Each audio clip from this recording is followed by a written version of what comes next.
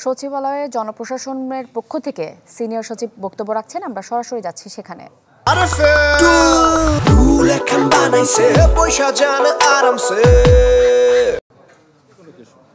এটা একটা বিষয়।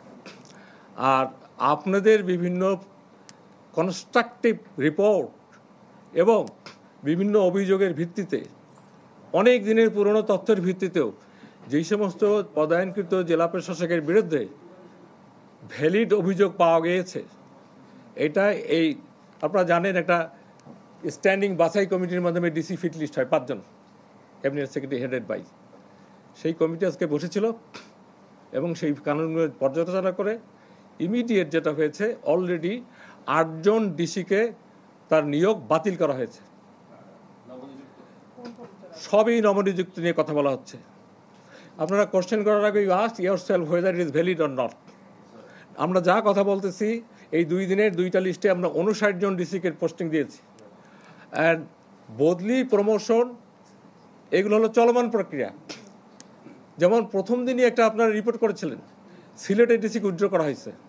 হি is no more, now he is OSD. এবং তার অপরাধটা এত বেশি ছিল, উনি তখন এডিসি ছিলেন ফেনীতে। আমার যতদূর মনে পড়ে, সেই নুসরাত হত্যা, রেপ অ্যান্ড বার্ন, তাকে বার্ন করে দেওয়া হয়েছিল। সেটার পরে আমাদের কাছে তথ্য ছিল না, এই তথ্য কিন্তু আপনারাই আমাদেরকে দিচ্ছেন এবং আপনারা আমাদের সরকারের একটা সহযোগী, আমরা মনে করি যে পার্ট। আপনারা যদি ভ্যালিড এবং ক্লাসিফাইড এবং আনবায়াস তথ্য দেন, আমরা এটার মধ্যে যথেষ্ট গুরুত্ব দিব। তো বললাম যে এটা চলমান, 8 জন উইথড্র হয়ে গেল।